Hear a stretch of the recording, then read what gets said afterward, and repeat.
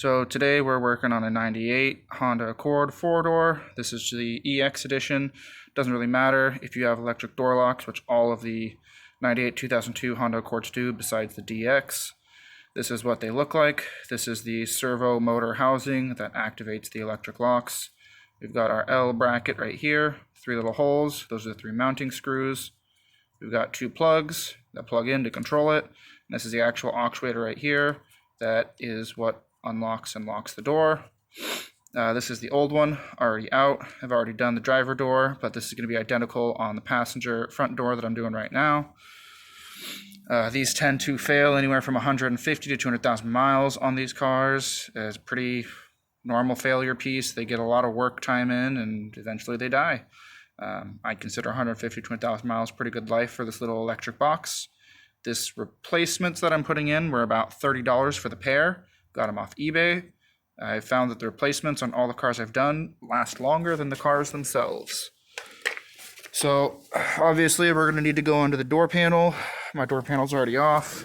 If you don't know how to take these door panels off, it's pretty straightforward and simple. Here is your handle. There's a little cover right there. You pop that off. Phillips head screw. Handle slides forward, comes out. You undo the pull rod right here for the handle. That is a little clip on top of it that needs to slide off around it, and then the rod comes up and out of it. And then the electric locks, you've got obviously a little plug for the lock switch. Handle comes off. Inside of the door pocket where your switch and your handle is, there's going to be a little cover down there and a Phillips screw. This then slides forward a little bit and the back comes up first.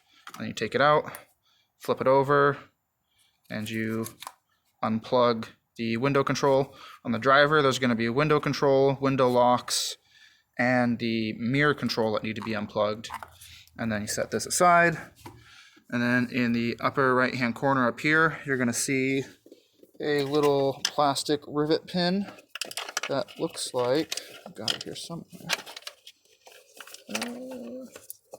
I mean, if you're working on Hondas, these are pretty ubiquitous. There's a little plastic push pin that comes out of the door. You'll see it in your door panel. You just pull the panel forward a little bit. It'll come free. Take that out. You don't want to lose it. And that is everything that holds the door in. Usually, since I've done this a lot, I know I can just slide my fingers up under the door panel and pop free some of these pop pins. And see if any got left on here. Some of them get left on, like this guy and this guy. This is what they look like. If I were to pull this out, you'll see it's just a press pin, hooks into the back of the door. So you go around, you get the bottom popped off, the door will swing, the door panel will swing out. Ooh, there goes my light. Door panel will swing out, and then you can slide the door panel off. I do suggest taking the cover off of the side view mirror. It makes it easier. This one you can usually just get your fingers behind. You can usually just get your fingers behind right here, pull it forward, so it's like that, and then get your fingers back here and pull it out. There's just 2 metal clips on the back. There's no plastic to worry about snapping, so it just kind of comes out. This is also where you'd be at if you're replacing speakers, if you're replacing window motors. Right now we're working on the door lock actuator though. Other things to come later. So up here there's going to be a plastic pin. You can grab it with some pliers, pluck it out, and then this will be free. And then you want to peel back your plastic down the glue lines. You want to get this area fully exposed. And then you're going to unplug this guy right here just to get him out of the way. I usually disconnect this too. Put pliers on this and squeeze the fins and push in. They'll come off. You're going to do the same one to that. And then these are the wires to your door lock actuator. The worst part about doing these is the anti-theft system. This little guy, I can get this oriented correctly, sits in the door like this. Just like that is what it's going to look like. You'll be able to see that screw, but you won't be able to see the screw that goes in there that holds this thing on there. So you're either going to have to use like a camera to kind of guide your fingers in, or a screwdriver. Once you get that screw loose, this guy just comes right off. it's hooked up to this little black trim piece up here on this hook. Undo that, take this guy out. I always discard these because I hate them and they make my life harder for dealing with issues with the door handles and locks. If you really want to keep your anti-theft cover that really doesn't anti-theft anything, you just put it back on after you're done with that tiny little screw. Then that'll give you access to the plugs. You unplug both of them, standard plugs, just a finger push pin, grip it, slide them out, and then this should already be disconnected, so you can pull these wires out into the side so they're out of your way, and then that'll give you free access to those 3 screws right there. Just take them out, and you can see there's the actual actuator hooked up to a pin.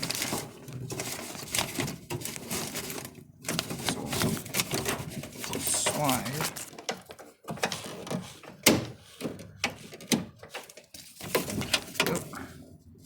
There's that.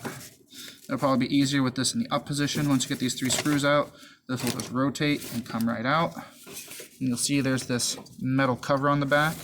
It's mounted with a screw down there and a screw back here somewhere. You'll just take that metal cover off the back of it, put it onto the new one. It helps hold it into the space. Both of these that I've taken out have been missing screws, so what I did is I stole some screws from the old door lock actuator. If you look, you'll see. You'll see there's a screw missing there. There's a screw missing there. So I stole 2 screws from this to replace the ones that were already missing for this. They're not exactly the screws you need, but they will definitely be better than trying to hold this on with 1 screw, which is what was on there before. And then you'll just go and slide this in, get that lined up, and the bracket on the back will kind of hold it as you set it on for these screws. Put these 3 screws in, plug your plugs back in.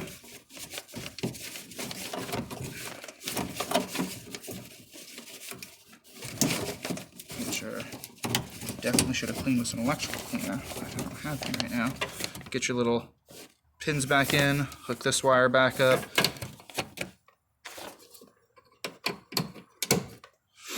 And it's in, it's hooked up. This is the point where you should take your handle. Oh, there goes my light again. Take your handle, hook your handle up to the plug for the switch. Get my light back on. So basically what I've done is I've hooked the switch up so I can do that and verify that it works. Now that I've done that, everything just installs in reverse order. Put your plastic back up, put your pin back in. Oh, I forgot about this guy. Obviously you got your door light on the bottom. These guys just spin out of their sockets.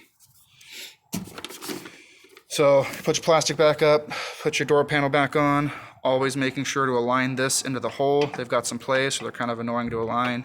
I usually get my hand down under the panel like this and kind of just bob it back and forth until it gets in the hole and set it down. And for the push pins on the door panel, you just line it up and you'll make sure that everything feels good, and then just kind of tap it around the outside and it'll lock back down and install everything in reverse order.